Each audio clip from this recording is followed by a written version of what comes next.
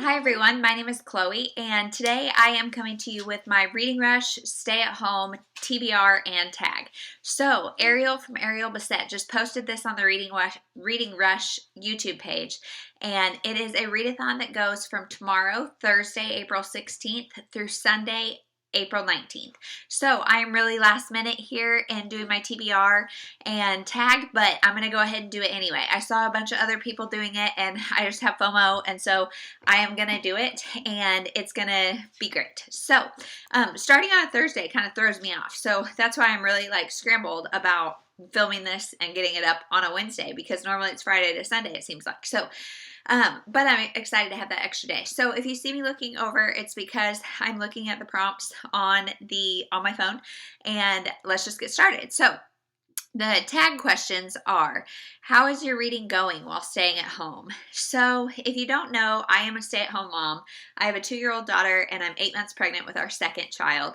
And so my life hasn't changed a huge amount, except for the fact that we can't go to play dates, we can't go anywhere, we can't do anything. And normally we would spend like 9 to noon at least out doing something with somebody or somewhere.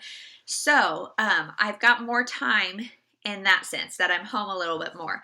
But I also have a 2-year-old, and so being home makes her very stir crazy, and she's a lot more demanding of attention, because when we can go places and do things, then when we're home, she's a little better about independent play. So all that to be said, my reading is about the same. Please don't do that, baby girl. Please leave it in there.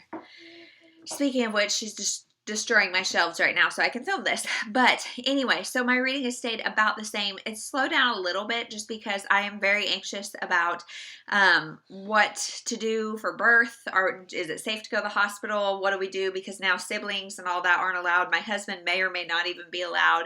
So it's very anxiety provoking. So my head has just been a little bit of everywhere. So it's slowed down a little bit, but it's about the same. Where have you been reading at home? So mostly I have been reading either downstairs in the playroom or on one of the couches, either downstairs or on our main floor. In the playroom, my daughter does really like Cosmic Kids yoga, so she'll do some yoga and I can do some reading, and that's also where all her toys are. So if she's going to independent play, that's where it is. So if I'm reading while she's awake, that's where I'm doing it. Otherwise, during nap time, I have been laying on one of the 2 couches just trying to read. So that's where I have been doing the majority of my reading. In bed, I typically fall asleep. So yeah, that's the answer to that. What is the best book you've read during isolation? So I was looking at my Goodreads, and there's no way to answer this question. So I'm going to give you a big list. For nonfiction, it was The Happiness Project by Gretchen Rubin, and I just finished that one.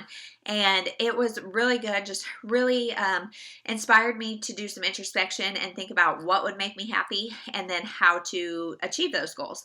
And especially in this time where it is so anxiety provoking, you're stuck at home, you're kind of surrounded by your surroundings. It's like how to make them work for you and how to just get the most out of this time. So then other ones, Thriller, One Breath Away by Heather Gudenkauf.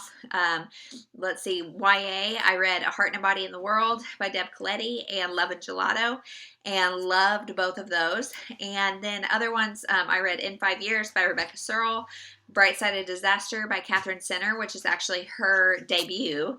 And then The Divorce Party by Laura Dave, It Ends With Us by Colleen Hoover, Best Behavior by Wendy Francis, and that one comes out May 5th. So I have just been reading some very good stuff. Luckily, I've had a pretty good string of good books. So that has helped this quarantine pass. And then, what's your favorite feel-good book? And again, I could not come up with one answer to this. So I'm going to say anything rom-com-y. It doesn't matter if it's YA, if it's adult. It's just one of those kind of feel-good. You know you're going to get a happy ending. It's just kind of a quirky character. They're just fun to follow, and that's my answer to that. Book you wish you could borrow from the library. Now, I was thinking about this question, and my library has been very, very good about digital requests. So I have submitted quite a few requests for them to buy something on ebook or audiobook, and they have done exceptionally well of doing that. So I really don't have an answer to this because they've bought Two Lives of Lydia Bird, Waiting for Tom Hanks, and then quite a few different things. There's a few nonfictions that I have on Hoopla that I really would like to have a physical copy because I like to be able to do both. And so I wish that I could get some of those from them, but I don't think they even have them. And they're kind of obscure, like parenting nonfiction. So even if they're open, I probably wouldn't get them. Author you want to shout out during this time? Well, I have been doing some book shopping, and some of my auto-buy authors, I have been trying to buy their backlist. So Catherine Sinner is one of those, Heather Gudenkauf is one of those, Renee Carlino is one of those. Those three authors, if you have not checked them out, definitely do. Jane Green is another one that she is wonderful on Feel Goods, and I think I own most of her backlist, so I haven't been buying any of her, but yeah, she's a great one to pick up if you're looking for just a rom-com to get kind of cheery and happy. And so then finally, what is your Reading Rush TBR? So there's 4 challenges, and I have one book that could fit for all of them. So I'm going to tell you about that one first and let that be kind of my cop-out if this weekend gets crazy and I can't get stuff done. I have no idea what's going on behind me, and I'm not even going to look, but there's a lot of boxes and noises going on, so sorry if you can hear that. But the book that can fit all 4 challenges, first let me tell you the challenges. A book with a house on the cover, read a book in the same room the whole time, read a book set somewhere you wish you could go, and read a book that'll make you smile. So all 4 of those can be met by The Woman Who Stole My Life by Marian Keyes. She is another one of my favorite authors. And now this is like a cityscape down here of New York, and I know that some of these are condos and high-rise apartments. I just know it. So it's kind of a stretch to say that's a house, but I'm going with it. And then book reading in the same room.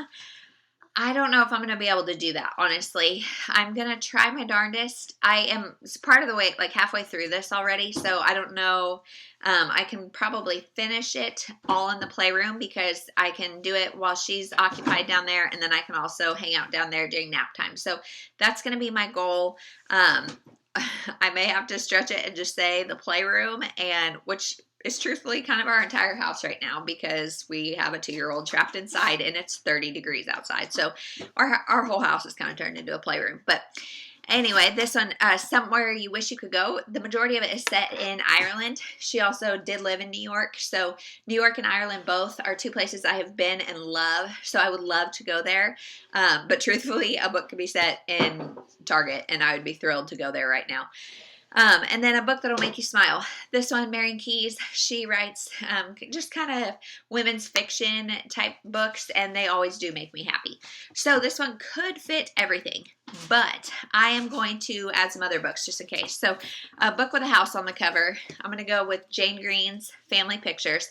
Again, this is kind of a stretch because this is the inside of a house. This is a wall with a bunch of pictures and that kind of stuff. So it's the inside of a house, but this one has a house on the cover. I think it'll make me smile just because it's about 2 sisters, I believe, or maybe just 2 women. They are both about to become empty nesters, and I think it's maybe going to be a little darker. I don't know. It's women's fiction, so maybe it won't make me smile, but it is definitely a book with a house on the cover, and it's set on both coasts, and I would love to go to California or the East Coast, so maybe that could count. Book to make me smile for sure would be Queen of Babel by Meg Cabot. This is another one. Meg Cabot can be a little problematic because a lot of her books are older. And I have not read this series, but I do own, it's a trilogy and I own all 3. So I might pick this up. These are pretty easy, pretty short. They're about 300 pages. This one would definitely make me happy. And, yeah, so this one may get picked up as well. Then the other 2 that might get picked up, let me see. let me see. The Mom Enough is what the title is called. I'll put a picture up. It's called Mom Enough, The Fearless Mother's Heart and Hope. And that one is a nonfiction. It's, I think, like 24 maybe short stories about just motherhood. And it was inspired by a cover of a magazine. I think it was maybe Time. And there was a mom breastfeeding her 4-year-old. And so, and this subline or whatever said, "Are you mom enough?" And so this book is about, it's dealt in Christian faith, and so it's about how realizing, no, none of us are mom enough. We kind of need God's grace and need God's strength to parent, and that we're all going to make mistakes. And so that one is one that I actually got for free on a PDF format. So I have it on my iPad or my phone through PDF that way. So I would love to read that one. And that one I hope will make me smile, just because it's like a reminder that we don't have to be perfect, especially in this time where we're mothering 24/7 with no distractions, no alternate places to go, or no parks, nothing to kind of help us entertain our children. It's we need some grace that it's all going to be okay and that we are doing the best we can. So that one I hope will make me smile. And then last is The Trade by Megan Quinn. I have not read anything by Megan Quinn. Stay down, please. At all, and I've heard so much good stuff from her, especially from Shelby Taggart Reads. And so this one is a baseball romance, and I love sports romances, and baseball is like spring and baseball, they just go together. So the fact that we're not getting any baseball is really a bummer. So hopefully this book will make me happy, and it's also a place I would love to go, because we are huge Royals fans. We live in the Kansas City area, so we're huge Royals fans, and I really wanted to go do like a weekend in the city and do a Royals game, do kind of like a baby moon with our family of 3 before this baby comes, but that's not going to happen. Ainsley, please stop. And so that's not going to happen, and I wish I was there. So The Trade by Megan Quinn. That is everything for my potential TBR, all of that. If you are participating, please let me know. I'm so sorry this video was very crazy, and trying to wrangle a 2-year-old and do anything productive. It's like, this is why I film on the weekends. But if you've read any of those books, if you're participating, please let me know, and we'll talk to you later. Thank you for watching. Bye.